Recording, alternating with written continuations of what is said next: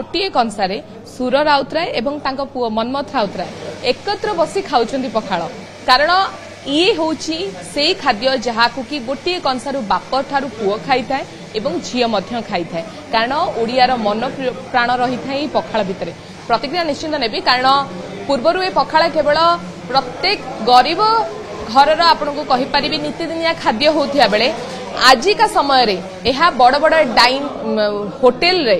menu card रे स्वतंत्र स्थान पाइछि एवं स्वतंत्र स्थान एथिपाई पाइछि कारण ओडियांकर ये होछि प्रिय खाद्य एवं स्वतंत्र खाद्य प्रतिक्रिया निश्चित नेबी सुर राउतराय आम सहित उपस्थित रहिछन्ति प्रथमे प्रत्येक केवल पखाळ दिवस रे पखाळ खांती ना सबुदिन खान प्राय पखाळ खाए मु 360 दिन रु प्राय 300 दिन पखाळ खाए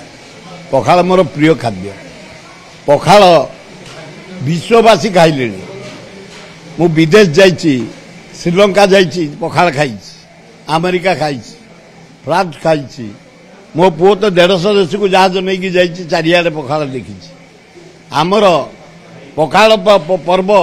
प्राय 25-30 वर्ष ला करि आउछ एइना विश्व पालन करछि किंतु आमे आगुरु पालन करथुनु पखाळ रोग मुक्त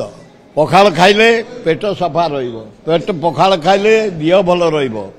चाइनीज फूड खाओ कैंसर हो जाउछि हार्ट अटैक हो जाउछि नाना प्रकार रोग धरुछि तेणु आमे बाहर खाद्य न खाई आम ओडिया खाद्य ए पखाळ साथी शाग भजा छतु भजा कखार फुल भजा चुना माछ भजा बड़ माछ भजा कलरा भजा आंब चटणी बड़ी चूरमा सजना छुई भजा नाना प्रकार भाजा करी पखाळ सहित आम खाई आज से व्यवस्था होती मोर प्रिय बंधु माने बालियंता बालीपाटना भुवनेश्वर जटणी खोर्धा एवं बेगुनिया बलगढ़ भाई माने आसछन्ति समस्ते आनंद रे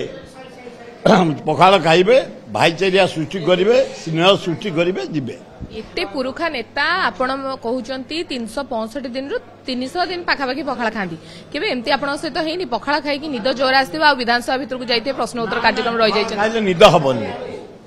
ये तोराणी रे सेमती किछि अल्कोहल नाही ये तोराणी होची पेट ठंड करिया पई बेलपणा जहा या मो तोराणी ताठ आउरी उत्कृष्ट आउरी बढ़िया मोदी पखाळ खाइले निद भला आसे शांत आय ना सेबडा भूल कथा सेबडा पखाळ को जदी पोचेई दबो से भात को हांडिया हे जीवो ताले निशा हबो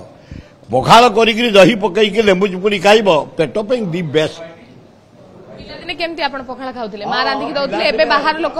स्कूल को गलाळू पखाळ खाई की जाओ फेरे स्कूल आसिले पखाळ भी खाओ कारण 3टा 4टा को पखाळ कर दी थांती घरे